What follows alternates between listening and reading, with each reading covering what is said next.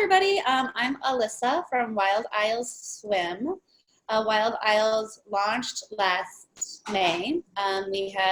We're in business for a full summer season. We're headed into our spring break and to our summer season. Pretty excited about it. Some differentiators about our swimwear is that we are completely sustainable. All of our suits are made out of recycled ocean waste and recycled fish nets pulled from the Mediterranean. And we specialize in making swimsuits for busty women that are actually comfortable and don't have an underwire. So for us, it was a good first year. We're excited to come into this next summer ready to go. So today we're going to talk about pop-ups, what I learned and how I can help you guys. Yeah, so talk us through your first few pop-ups that you did last season, because you had a lot of success with them. I did, yeah. So this last summer, I did around 20 pop-ups, which is an insane amount. I don't know if I would wish it upon my worst enemy, but it was a big learning experience. So we did it because I wanted to gain brand awareness, and that's the best way I knew to do it, with me in front of people, because I think the story there is really important, and being able to be the co-founder that is actually talking about the product was really important to me in the first year. So I did a bunch of them. The first one I did was at a sustainability show. That was really great. We didn't sell product. It was mainly just showing samples of our product to then get people excited for when we launched. I was really glad we did that one. We worked out a bunch of kinks, and the bar was set pretty low, so I could just show product. People could pre-sale, but it wasn't a huge show, so I wasn't nervous about it. It was more so just showing product and where we were and where we've been, and telling our story. Yeah, that's really smart. I'm just going to reiterate that. So you picked a smaller show that you didn't put a lot of pressure on yourself about, so that you could work out the kinks, and you didn't even have inventory with you, you said. No inventory. Just our samples, just our salesman samples, so stuff that had come off the line. We didn't have product from manufacturing yet. Got it. And we ended up selling 3 suits, and I just handed out a ton of business cards. Business cards are your friend. Was there a fee to the show? Yeah, it was ethical manufacturing. Sorry, did they charge you to be there? I thought you said theme. Oh, that's important too. There was not a fee to the show. No. Okay, great. A friend of mine was hosting it, and she knew that I was doing this brand, and that funds were tight. So and it was a small booth. It was an 8x8 booth setup. Great. Did you spend a lot of time on the booth setup itself, or was it kind of? Yeah, so I've done a bit of spatial design in my different careers. So the main thing that I know from doing that is rugs are super important. A really easy way to lay out your space and hash out your space is just to get a rug. It makes it feel a lot more cozy and comfortable. Our vibe is tropical, so I brought in some tropical plants from my house. I had 2 racks, one for bottoms, one for tops, a table, and then I had an iPad so people could scroll through and see the different suits on different bodies. Great. And then I had some printed pictures. That's something that I would so for us, printed pictures was really good, because then people can actually see what the suit looks like from the different women. A lot of people don't do it, but for me, if people aren't feeling like trying on a suit, at least they can see what the suit will look like. Yeah. And that was a good addition. So you had a photo shoot already with your samples. Yep. Great. Yeah. Okay, so then after that, after you worked out all your kinks, what were some of the next shows that you did that you liked? After that was Glendale Open Streets. So I'm from Minneapolis. The show that we did was outdoors. They basically shut down a full street, and there's around 200,000 people going up and down the streets. There's different food vendors, all different charity vendors, a really wide variety. They're not known for doing a lot of apparel, but it was close to my house, and it was a low point of entry. It was $72 to enter because it was like within the same proximity of like a mile of the show. So $72. I made sure I was placed next to a boutique that I liked in the area so that I knew they'd be getting apparel traffic, and it was really successful. Fitting room, brought our own fitting room with swimwear. You need to have a fitting room space. So since then we've upgraded from our fitting room that looked not very good. But that, and then we did like just a pop-up tent. And then just making sure that thing's weighted down for the wind. That's a big one. As far as like purchases that you'll need to make, that'll make your life easier. Hanging racks from IKEA are really great. The hangers from IKEA are really great. So if you are thinking about doing pop-ups, check out IKEA. Yeah. Yeah, like, because we did multiple teardowns and breakdowns with setups with these racks that weren't a good fit. And once we changed that, it like really changed, our life. I do all of my pop-ups from my Prius. So I have like a hatchback Prius. I look crazy, but it works. And I've done it too. I have a small car and it just like, it's like a clown car. It just all comes out. Do you ever have mannequins?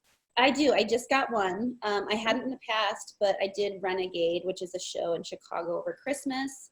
And we brought a mannequin, and that helped. It's not an actual to size mannequin, so she's pretty small, okay, which we don't love. And we're definitely going to get one that's, more like our size. So more like a 10, 12, because that's kind of who we target. Is the woman who's like, besides like between like a 6 and like an 18 is our target market. So a bigger mannequin would be helpful. But yeah, so the London show, it turned out really good. We just looked at our numbers. We're doing our 2019 recap on what worked and what didn't work, and that was a really good show for us. Once again, I handed out probably 1,000 business cards. I just stand out there. And you're really good at getting in front of people. And that would probably be one of the biggest pieces of advice is that you can't just stand and wait for people to come to you. They never will. Yeah. No, they never will. I always have 2 people work the shows. Every show, one person is just going to be doing, the purchasing portion, and then another person is helping with like the try-ons and fit sessions, and then handing out business cards. So 2 people is always a must. Yeah. For me specifically. I know that some people can get away with just 1. Yeah, no, I would definitely recommend 2. Even if you just grab a friend and you're like, hey, you hand out business cards, I'm going to deal with the fitting on and point of sale. Mm-hmm. I know when we went to Active Collective, we had 4 people, and that was really crucial for us to have that many.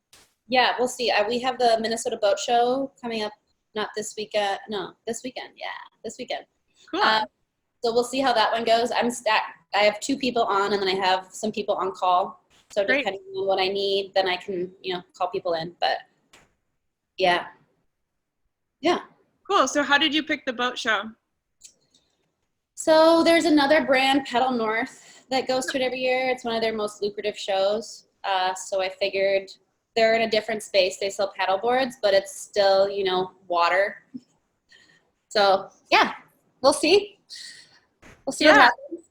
I mean, that is exactly one of the points that I think is really important in picking a pop-up shop, is making sure that your target market is showing up there. I learned very quickly with my activewear company that I don't do pop-ups unless it's a workout or a yoga themed pop-up. Have you found the same thing? Yeah. I did a food fair. Oh, mistake. And that's one of those things. It's like, so I have a co-founder who, we both, last year, we were both always looking at pop-ups and like things to go to. And like, we love food. And so we're like, you know what, this could be great. Get to try all this different food and, and be able to sell suits. A good old-fashioned twofer. No, it did not work. Nobody who's eating a bunch of food wants to try on swimsuits. Like, nobody. Like, it was brutal. And it was like a really long day. Oh, yeah. setup was like at 7:30 because they shut down a street, and then it went to like 9. So Whoa. I didn't stay for the whole thing. Yeah. Because I was never going to go back. But yeah, so I think that's something we won't do that. We won't do like any type of food show or anything like that again. But we've done some like trunk shows. Those have been good for us too. So we like go into different boutiques and do a pop-up. Those have been really good for us, especially with businesses that don't sell swimwear. Yeah.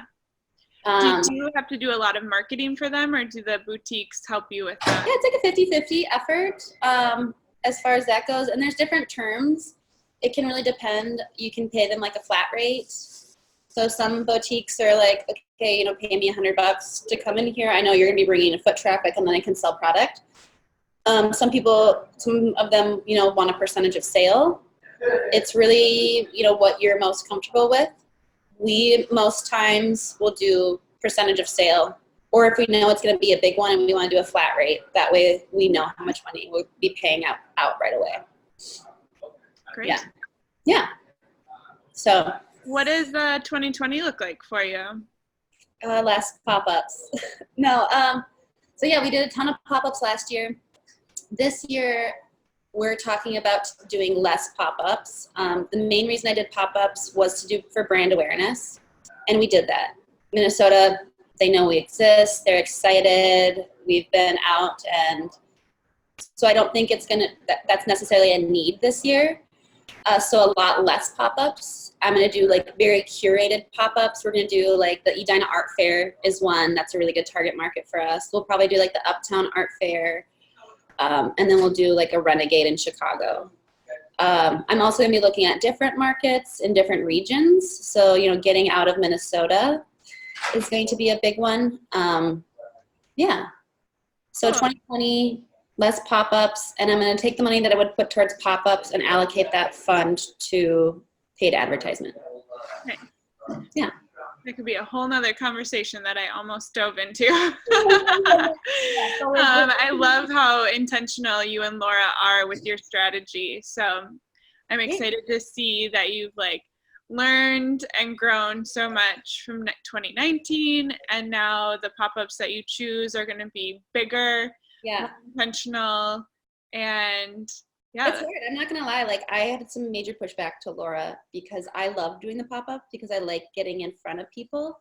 But, they're looking, at the numbers. It just doesn't really make sense. So. And it's so much time that you put into it. So that's something to think about. So if you think about it, you have the setup before, getting everything into your car and understanding, and just the back and forth communication to get this pop-up set up is sometimes just a bear plus marketing. And then, getting everything set up for the day of, and then that's a whole thing. And then you have the pop-up. Hopefully it's crazy successful. And then you have putting the inventory back, which is something that people forget about, and that can really mess up your account pretty quick, is putting the inventory back and making sure you have everything exactly how it was. Maybe you took a piece from inventory and made it as a sample. And so that's another thing that we do. So all of this product that we have out is you can try it on, but any product that they buy has never been tried on before. Yeah. And that's a good, and it works for us. Yeah, it's great, especially for swimwear. Yeah. But yeah, especially if you're running an online business with web sales and doing pop-ups, keeping track of your inventory can very quickly become a huge nightmare. So then you have to spend probably 5 hours after a pop-up reconciling inventory and reorganizing. And so that's exactly what we are. So we are an online vertical store that does pop-ups. We are not in the retail space yet. We're going to be trialing that this year. Cool. We'll see what happens with that.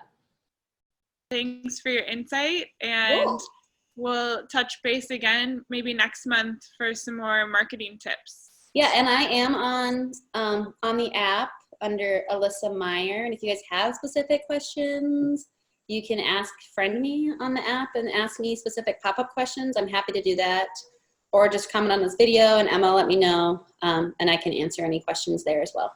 Yeah, and that's the Apparel Academy app on Android and iPhone. Thanks, Sure. Alyssa. We'll You're talk welcome. soon.